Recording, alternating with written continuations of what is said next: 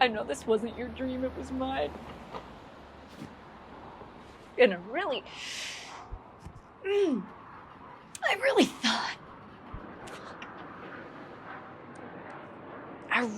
thought I could make it here in Hollywood. I know you thought I could too. Hi, my name is Catherine Isabel Easton. You can call me Kat, and I am the filmmaker that is behind Valley Heart and this 7.5-minute uninterrupted shot that opens the film. I am going to be showing the shot in its entirety at the end of this video, and we're going to be going through little pieces of it, little piece by piece, as we talk about how we achieved this shot, what it took, the equipment, everything, all of it. We're going to go into all of it. I'm not going to gatekeep any information. I am here to help you in any way, shape, or form as an independent filmmaker. I want to be the source of information that I did not have when I was making my independent films. I'm still making them, and I believe that we need to all collaborate with each other and share tricks of the trade and secrets. So there will be many more videos like this. Also, if you want to watch the video in its entirety before you watch this how-to, you can find it in the pinned comments below. You can watch it and then you can come back to this video. Regardless of what you want to do, let's get into it now. In this particular shot, I had this vision. I was inspired by Jim Cummings and Vanishing Angle, and their two films, a short film and a long form film called Thunder Road. It was from a few years back, I believe it was from 2018 or 2019, where essentially the short film itself is just one singular shot, and then they changed it into a feature film where I want to say it's 11 or 12 minutes of an uninterrupted shot of essentially a guy having a breakdown at his mother's funeral, and he goes through the gamut of emotions, and I was just so deeply moved by that. And I was also very inspired by the films of the 70s, movies like Clute, Alan Pakula, the director, Parallax View, All the President's Men, where these movies of the 70s where you would essentially be forced to hold, where you're holding on emotion and there's things happening. The camera's moving, there's shit happening, actors are going through the gamut of emotion, or there's a lot of, very complicated choreography that's happening, and you're going, yeah, and we're getting all of it. Orson Welles did this a lot as well. You see P.T. Anderson also doing this, Paul Thomas Anderson in Boogie Nights, and Martin Scorsese as well, where you've got these shots of, you're starting inside, you're going outside, vice versa. A character is going into a nightclub and then you're watching like disco dancing, and then you're going into the bathroom and and the camera is following the entire time. The movie Birdman also does this, although there are invisible cuts in that movie, but that's another story for another day. Also excellent. So what I essentially wanted to do was, this was my thought process as not only the actor, the writer, the director, the producer, the set decorator, the makeup person, the editor, all of it, all of it, check all the boxes. When you're making an independent film and you really want to do it, you're going to have to be wearing a lot of hats. I knew that we didn't have George Clooney. I knew that we didn't have massive, big, recognizable names, right?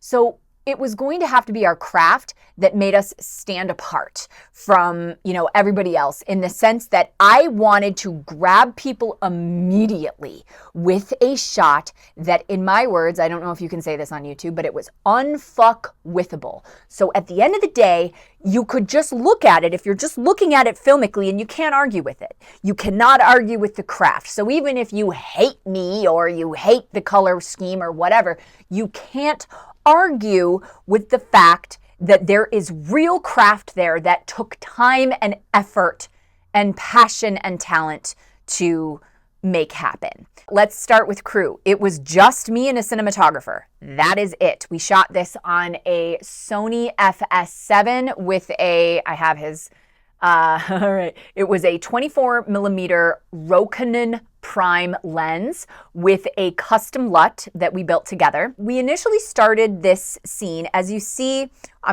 let's show it here.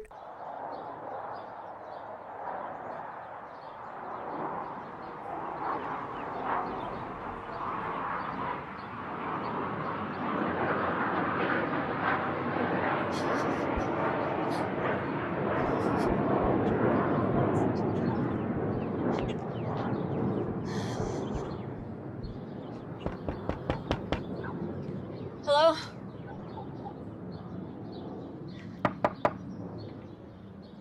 David?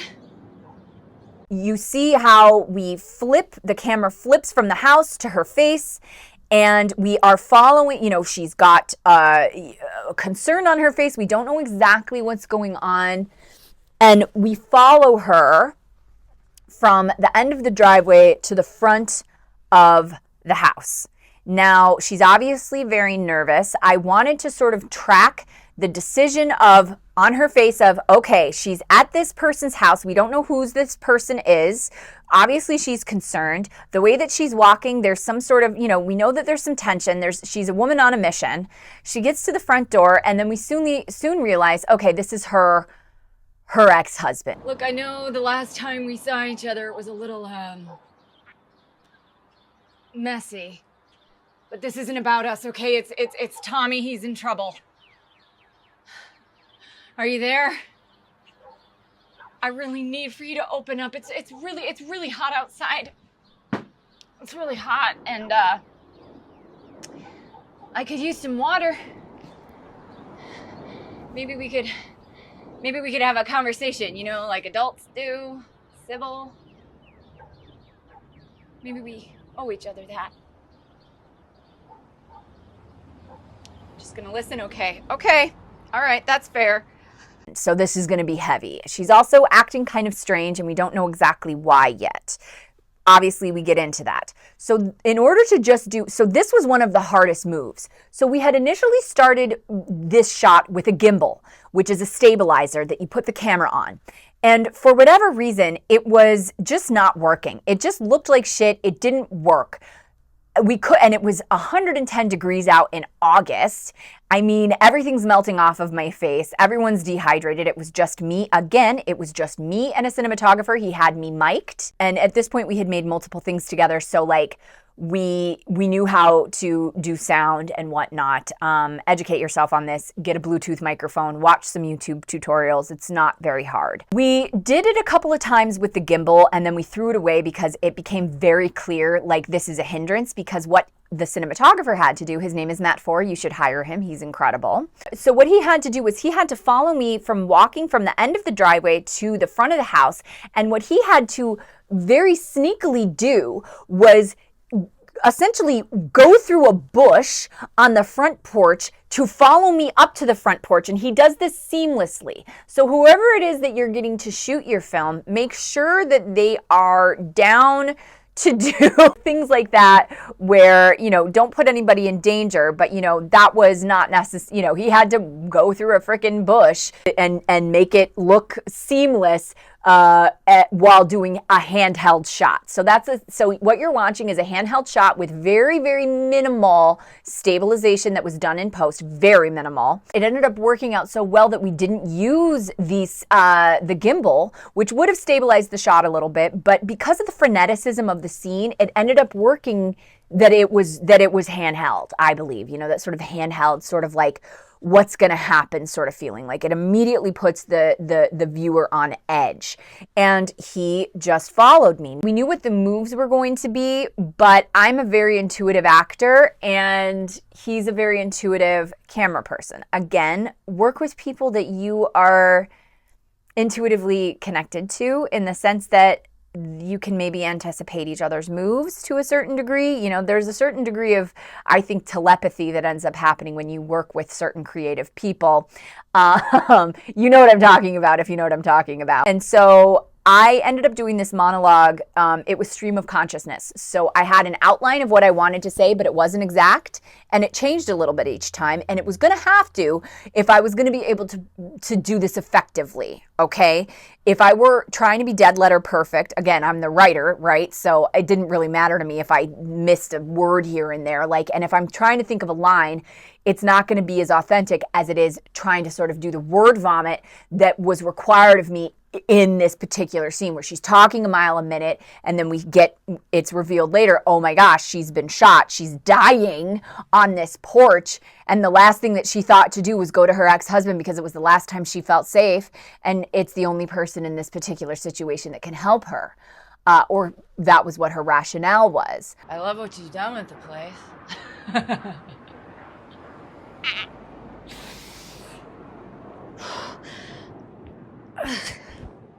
Oh.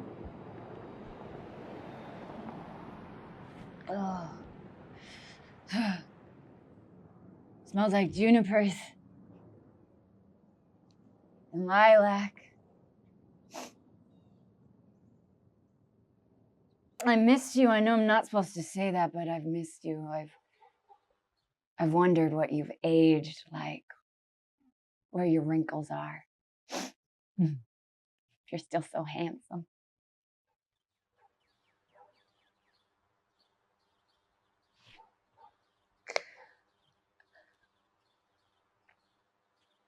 I want to come back home, David.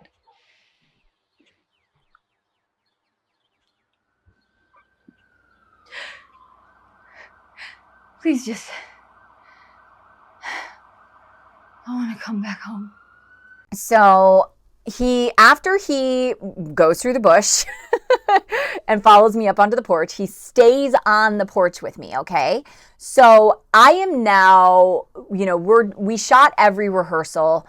We ended up doing this about 13 times. And again, it takes about 8 minutes to do. It was 110 degrees in the San Fernando Valley in Valley Village in the middle of August. And I am not going to hold anything back in terms of gatekeeping. So let me talk to you first as an actor. As an actor, I did not want to feel entirely hydrated because, again, I didn't want to put myself in any danger. I am not saying go and, put yourself in danger as an actor or go method. But I had found the first few times that I did it that my lips were sticking to my teeth a little bit as I was talking. And I liked that. And as a director, my director brain went, oh, that's something. You can use that. You can use that. It's one of those days that's so hot that your teeth are sticky and your lips are sticking to it, and it's like, and she needs that water, and why isn't he opening the door?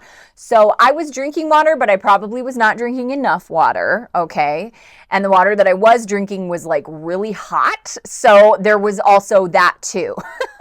So that definitely contributed to my performance. As a director, what I was really going for in this scene was the slow burn urgency. Even if you're just watching it without the sound on, you know something is off, you just don't know what. And so by the time the reveal happens, I really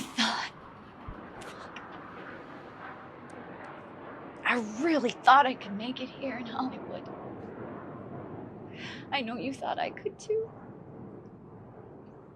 And I'm sorry. Because she never at any point, from a writing perspective, she never at any point says, I've been shot, let me in. Never says that. It's only revealed from what we see visually when she opens her jacket and she touches herself and you see, oh my God, she is like mortally wounded. And here she is talking about maybe they should have just stayed in Skinny Atlas and she could have been a dance teacher and they could have had a simple life. And she feels guilty for everything that's happened. And you sort of this was a great way to get exposition out of the way and to get to know her as a character. I know you're going to say I'm really fucking stupid, but I did it. You didn't hear his voice. He didn't sound right. He was with these two brothers with these ponytails and they were really big and really scary. And I gave them the money and they didn't give me Tommy back. And now I don't know where he is, and I couldn't go to the regular cops. I couldn't go to the regular cops. He's got priors, David. You know that. And he's too little to be able to defend himself. He was your brother once too, You made a promise. This is a little tip, I guess, in terms of, your creative process. I think monologues are some of the greatest tools that we have, and we forget this as filmmakers, because you go, okay, well, monologues are more like a play. You don't want to do a soliloquy. But if you can motivate it, it is a wonderful way, especially if you can make a character a little delirious. So in this case, you may be in the beginning thinking, why is she talking to a door? Why is she spilling all this information? Is this motivated? And then you realize, oh, she's delirious. She's been shot. She's lost half her blood and she's bleeding out on a doorstep. And she is talking to her long lost love, the love of her life. And there is an element that is completely motivated by doing that. And extra bonus, you get sort of the family history, you get the backstory of how we got here and her mental state, which is she feels guilty for bringing her husband and her brother out to Hollywood in hopes that she was going to be this famous actress.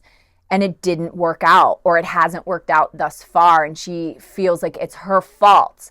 She feels like everything is her fault. Like the weight of the world is on her shoulders. She's trying to save her brother's life, but she also wants to feel a sense of home in a time when she feels entirely alone and isolated. So that's just a little tip from me to you, just in terms of if you have a character that is maybe secretly shot or secretly ill or secretly, there's something else going on. Give your main characters something to hide. Give your characters a secret. And that is a really great motivator in terms of getting exposition out, if that is what you want to do. And that is what we were trying to do in this scene. So one of the major things that was super hard to do with this was sometimes, there were multiple takes, and I'm going to show you a couple of bloopers here. So let's just roll some bloopers. You know the one. I need to start again.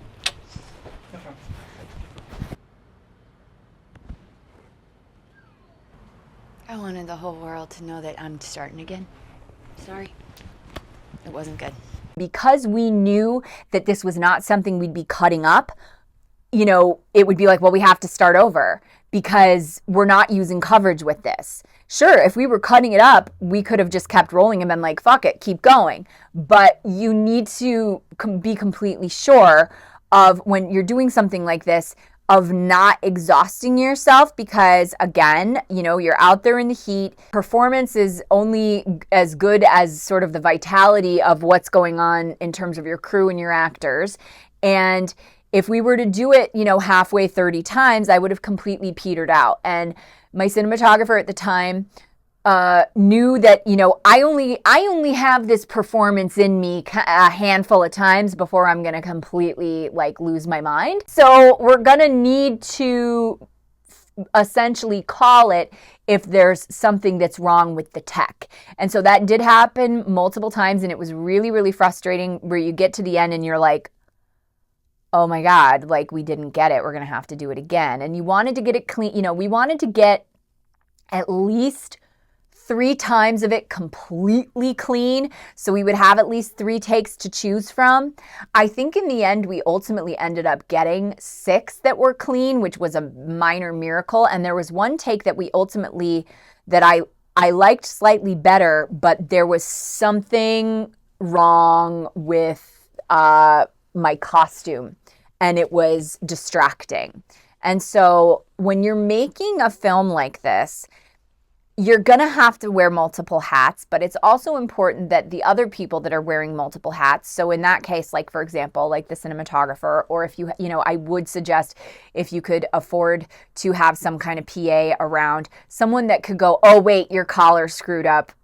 This is going to fuck up the whole take. So we got to fix the collar first. So let's stop and go back and make sure that that's figured out. Because my husband / cinematographer, husband at the time, was doing the sound as well. So he's doing literal backflips to get the coverage of what we need to get, and he's running sound and he's listening for sound. So of course I can't ask him oh, my mascara is fucked up or my shirt is screwed up. He sort of had blindness for that a lot of the time. So that would have been on me, right? You check yourself, make sure if you've got a massive, stain on your shirt from, the makeup that's running down your face, these are things that will hinder you in post.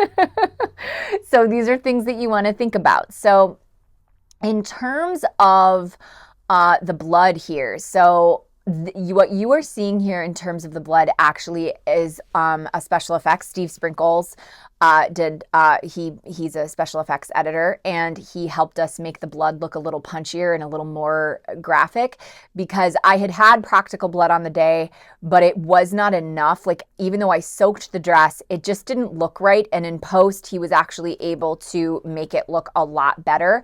And he removed a zit that I had on my neck that was very distracting, and, made it go away and made it look a-okay. So in terms of editing this scene, obviously, like, we colored it and there is a slight stabilization there at the end.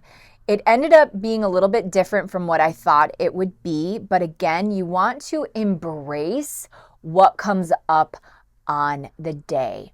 So as a director, as a filmmaker and as a director, my best advice that I can give you is do not be married to the result. We can have a vision of what we want to see happen, but if we get very attached to the exactness of what that vision is, we can miss the magic that comes up.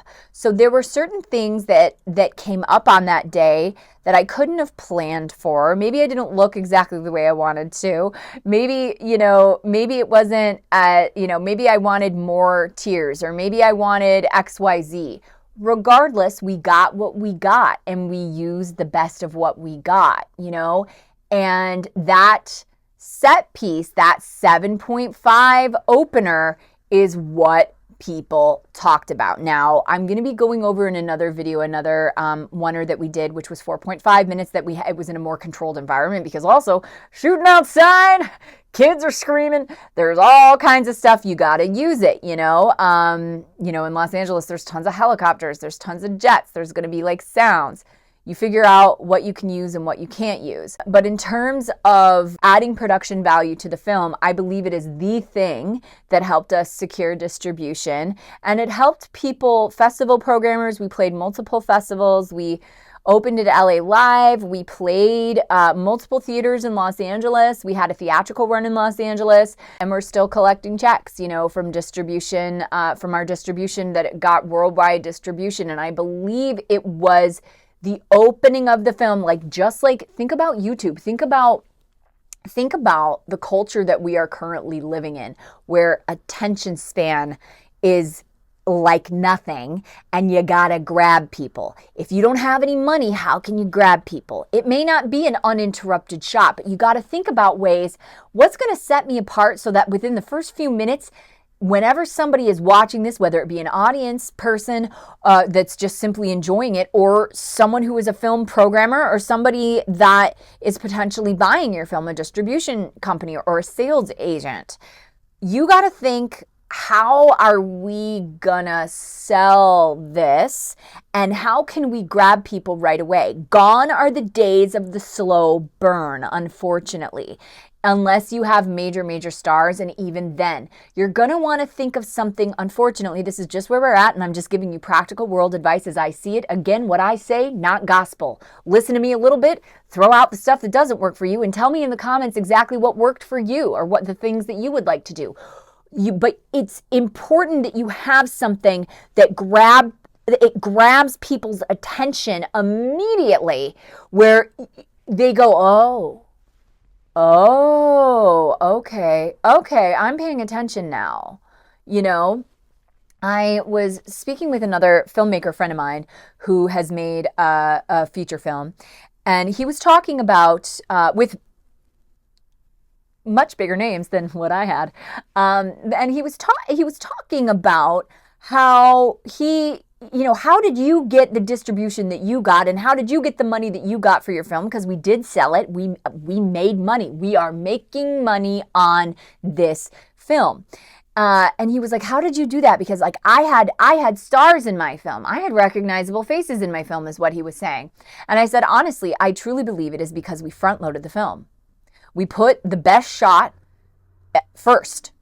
We didn't save it for 30 minutes in. Now, there are some very impressive shots in this film. Very impressive shots that I was so lucky to get. We got some drones, we have a car chase, we have some really cool stuff. But none of that matters if it's 30 to 40 minutes in the film, if someone has checked out by you going through your exposition of okay, I'm going to show the character waking up in bed and this is their day. I mean, we each have our own way of going about these things, but you as the filmmaker now in 2026, whenever it is that you're watching this, whether you find it in 2026, 2027, whenever it is that you find this, it's meant to find you. But what I'm saying is, no matter what ends up happening in this world, our attention spans as humans are getting shorter and shorter and shorter. And so you will need to find a way to, in some way, front load your film to grab people. So it also may be doing something shocking. So that was another thing I think that we had going for us, is the fact that right off the bat, we're going, okay, we're showing you this uninterrupted shot, but we're showing stakes. She's been shot. Does she live? What's going to happen to her? You have to think of like a hook for your film, and you need to put it really, really early in your film. What's going to hook people? That was the best thing that I could think of at that time. You know what I mean? And so I want you to tell me in the comments more of not only ways you think, examples. Give me examples of other films that have like a hook like that. It would be great if we have modern ideas of what that is. But also talk to me about what kind of videos you want to see from me, because I do not want to gatekeep anything. If I can share anything that can help anybody anywhere, I want to help. So let me know what kind of videos you want to see. If you have any questions, what I should make my videos of next. I'm going to be going through different scenes, and I'm going to be going through different how-tos. We're going to get really into the nitty-gritty, but talk to me. Say hello. I read all the comments. I want to connect with you. We are a small community, the indie film community. Those of us that are trying to make films, I don't want to say that we're pushing a rock up a hill, but we need each other, okay? We need each other. So let's connect. Let's talk. I'm Kat, and I will see you on the flip. Thanks for being here.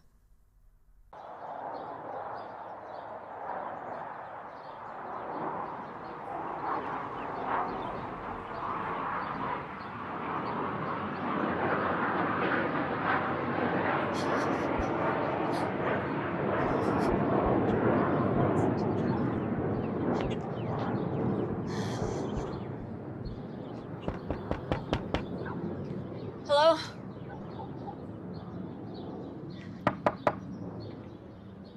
David? David, you gotta open up, all right? It's an emergency. Look, I know the last time we saw each other, it was a little, messy. But this isn't about us, okay? It's Tommy. He's in trouble. Are you there? I really need for you to open up. It's really hot outside. It's really hot, and I could use some water. Maybe we could have a conversation, like adults do, civil. Maybe we owe each other that. Just gonna listen, okay? Okay, all right, that's fair. Okay, so Tommy is still doing the books for a lot of small businesses in the valley. That famous family on Riverside. They got the mortuary and the compound prescription place and the Mediterranean restaurant and the cafe. All the psychic place. The family. I guess he lost him some money, and he's in a little bit of trouble. He called me last night at 2:00 in the morning, and he didn't sound right. And he told me to empty my bank account and bring $10,000 to the park, the one off Ventura with the big snake sculpture, that obnoxious snake sculpture, and the cranes and the birds and all the dead landscape. You know the one. And I did it. I know you're gonna say I'm really fucking stupid, but I did it. You didn't hear his voice. He didn't sound right. He was with these two brothers with these ponytails, and they were really big and really scary. And I gave them the money, and they didn't give me Tommy back. And now I don't know where he is, and I couldn't go to the regular cops. I couldn't go to the regular cops. He's got priors, David. You know that. And he's too little to be able to defend himself. He was your brother once too, you know. You made a promise.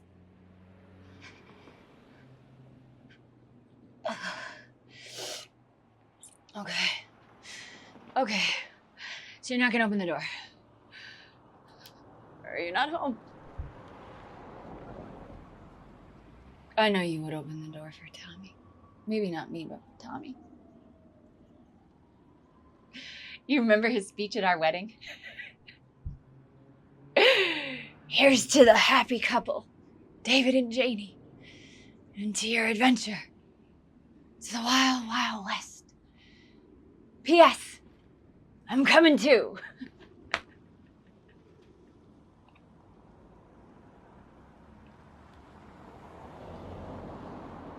I know this wasn't your dream, it was mine. And I really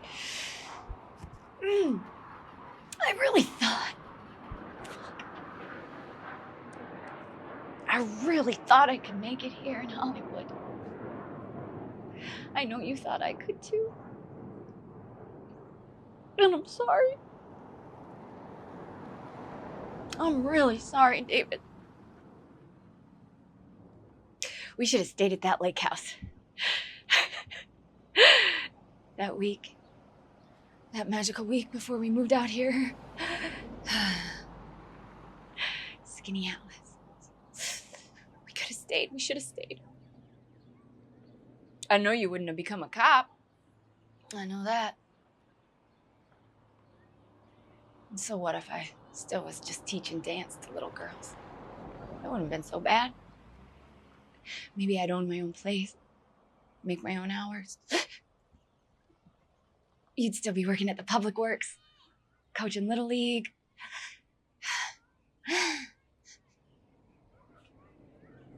Might have been a good life. Should have never gone to that Van Nuys police station and signed that paperwork. That place erased you. Vice erased you. It erased us. Oh no, it's my fault. We needed money. You were an athlete. You were a good cop. Nothing good ever happened in Van Nuys.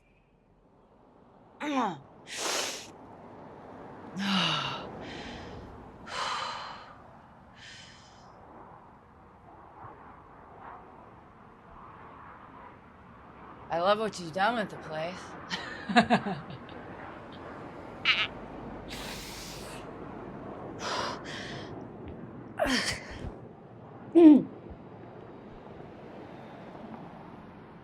Oh. Smells like junipers and lilac. I missed you. I know I'm not supposed to say that, but I've missed you.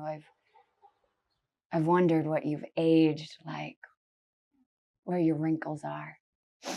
You're still so handsome.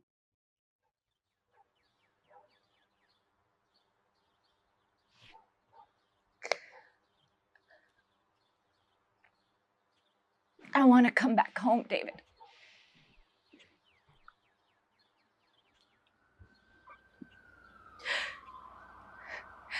Please just... I want to come back home. Let me come back home. Mm.